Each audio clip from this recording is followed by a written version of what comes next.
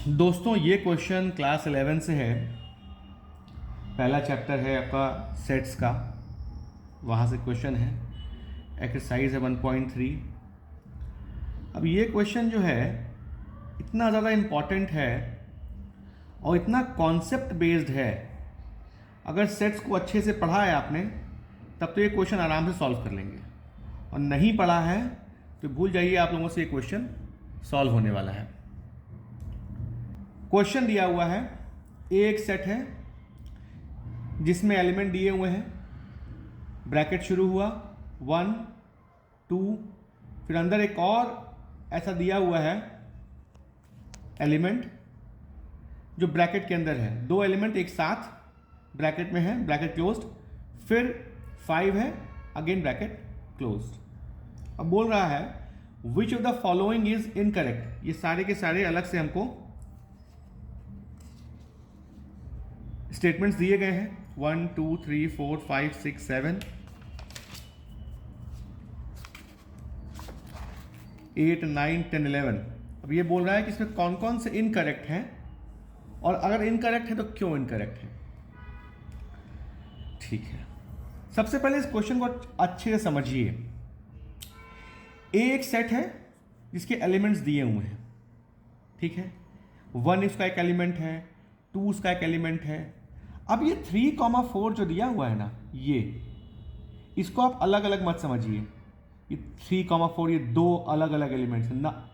ये 3, 4 with this bracket complete, bracket के साथ में इसका एक एलिमेंट है। ये एक इंडिविजुअल एलिमेंट है, ये दो एलिमेंट नहीं है। तो ये चीज दिमाग में अच्छे से बैठा लीजिए। जिस तरह से 1 दिया हुआ है, 2 दिया है, उसी तरह से ये भी एक इंडिविजुअल एलिमेंट है इस सेट ए का, ठीक है। अब जब मालूम है कि ये एलिमेंट है तो किसको कैसे ट्रीट करेंगे, इस यहां पर हमको सीखने को मिलेगा।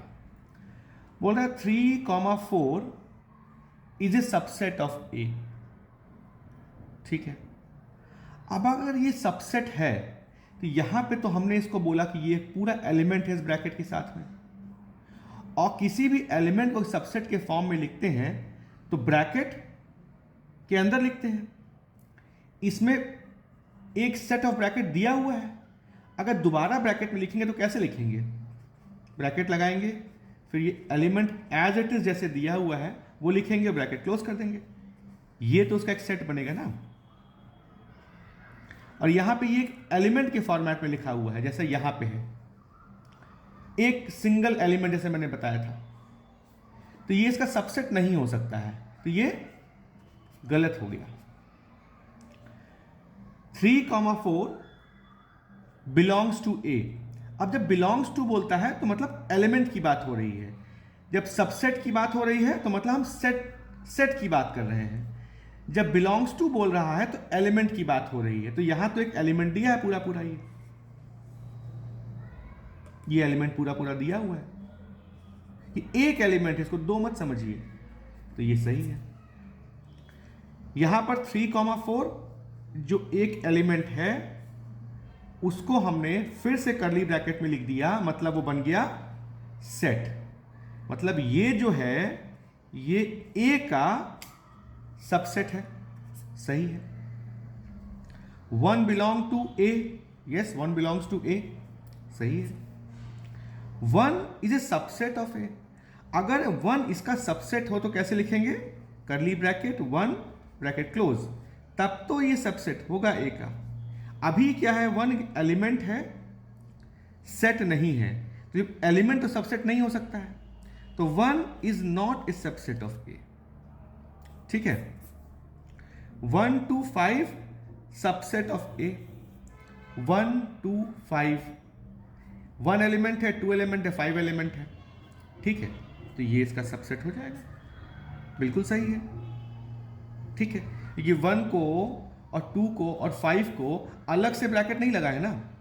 अगर ऐसे लिखा होता कर्ली ब्रैकेट फिर कर्ली ब्रैकेट 1, ऐसे ब्रैकेट 1 फिर 2 और 5, तो समझते ये 1 एक इंडिविजुअल अलग से एक एलिमेंट है।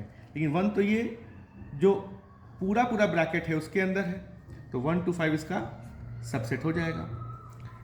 1 to 5 बिलोंग टू ए ना, बिलोंग टू ए केस में एलिमेंट की बात होती है, तो लिखते हैं 1, 2 एंड 5 ये बिलोंग टू ए, ऐसे होता। ठीक है, ऐसे फॉर्मेट में सेट लिखा जाता है, एलिमेंट नहीं लिखते हैं, तो ये गलत हो जाएगा। राइट?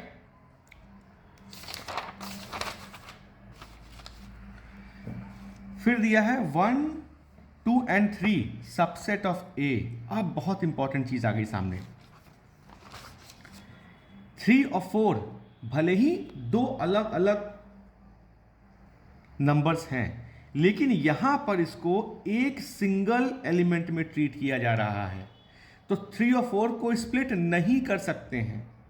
यहां पे एक सिंगल एलिमेंट है, इसको स्प्लिट नहीं कर सकते हैं, तो यहां पे जो लिखा है 3, ये तो इसमें कोई डाउट ही नहीं है, it can not be subset. अगर इसको सबसेट लेना होता तो कैसे लिखते हैं? इसको लिखते हैं 1, 2, 3, 4 ब्रैकेट क्लोज, तब ये सबसेट हो जाता है का। यहां पे तो 3 को अलग निकाल लिया, कर्ली ब्रैकेट से बाहर निकाल लिया, मतलब इसको स्प्लिट कर दिया, जो पॉसिबल ही नहीं है, ये एक सिंगल एलिमेंट है, ये गलत हो गया।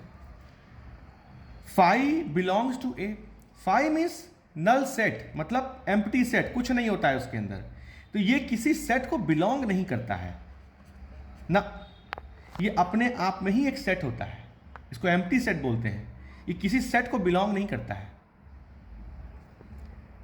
5 सबसेट ऑफ ए, एग्जैक्टली, ये सबका, ये हर एक का सबसेट होता है, तो ये सही है।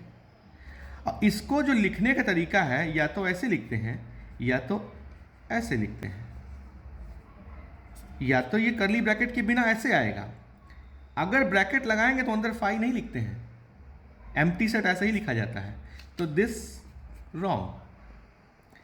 एलिमेंट हो नहीं सकता है तो गलत हो गया, ऐसे लिख नहीं सकते हैं तो गलत हो गया, ऐसे लिख सकते हैं ये एग्जैक्ट, और यहाँ पे ये सबसेट की बात हो रही है, तो 5 जो है ए का सबसेट है। इसके अंदर 5 हमेशा रहता है, आप लोगों ने पढ़ा होगा एम्प्टी सेट में। एम्प्टी सेट जो होता है वो, एम्प्टी सेट में कोई एलिमेंट नहीं होता है, empty set has no element, and 5 is a subset of every set. 5 means empty set is a subset of every set. तो इसका जो सबसेट है वो ये बाय डिफॉल्ट होगा ही होगा। ठीक है, वही यहां दिया हुआ है, वही यहां दिया हुआ है, समझ गए? तो इस क्वेश्चन में सबसे इंपॉर्टेंट चीज क्या थी? सबसे इंपॉर्टेंट चीज़ थी ये समझना कि ये एक इंडिविजुअल एलिमेंट दिया हुआ है, ब्रैकेट के अंदर है, 2 है ना, अलग अलग नहीं है, एक साथ 2 है, एक बना दिया तो इसको ब्रैकेट के अंदर डालना पड़ेगा। सिंगल होता और फिर भी अगर अलग से ब्रैकेट लगी होती तो वो जो है अलग तरीके से ट्रीट होगा। ये मतलब 3 और ये 3 में फर्क है, ये एक नहीं है। This is 1 element, this is 1 set. भले ही उसके अंदर एक एलिमेंट है लेकिन वो एक सेट की तरह ट्रीट हो रहा है। आई बात समझ में? कोई कंफ्यूजन हो, कोई क्लैरिफिकेशन चाहिए तो आप लोग कमेंट बॉक्स में जाइए और कमेंट लिखिए, मैं जितनी जल्दी हो सकेगा उसका आंसर दूंगा। ठीक है? ऑलराइट।